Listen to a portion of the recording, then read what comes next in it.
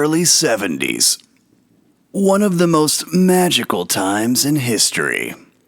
This era was the culmination of a musical renaissance that had lasted over a quarter century. Never before, and maybe never again, would we be so shaken to our core.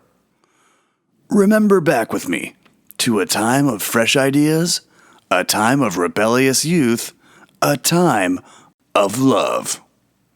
I'm Barry B. Ocean, and welcome to Classic Cutz.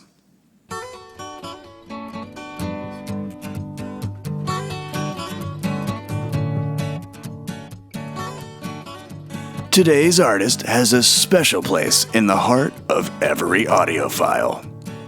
Imagine, just 10 short years before, they were 4 special young boys from across the pond about to set off on one of the most legendary journeys in music. Paul, John, George, and Ringo, the Beatles. And I can't think of a more classic cut than this. Now that is classic Lennon. Fast forwarding past the meteoric rise of Beatlemania, this track defines a latter-day sound at the height of their power. By the time Ventura Highway hit the airwaves, there had been be-ins and bed-ins. An Indian life had come and gone, and the Lonely Hearts Club Band had gone belly up. With shades of heavy blues, American jazz, and just a pinch of British prog pop, the Beatles stepped outside of the box and kicked up a little backroad American dust just for this track. Listen as the glistening guitar strikes a firm cadence against the classic Beatles vocal delivery. And don't get me started on those arpeggios. This is the kind of mastery that can move the world.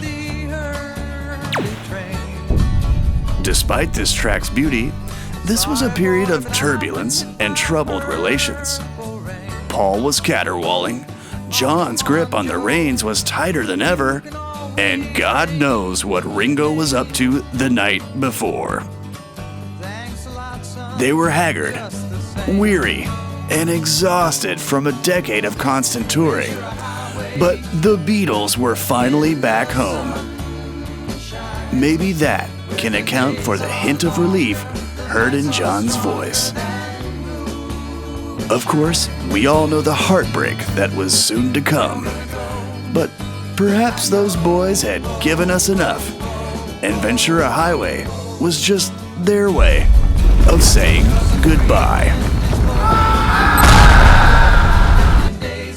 For Classic Cutz, I'm Barry B. Ocean, reminding you to always consider the story behind the sound.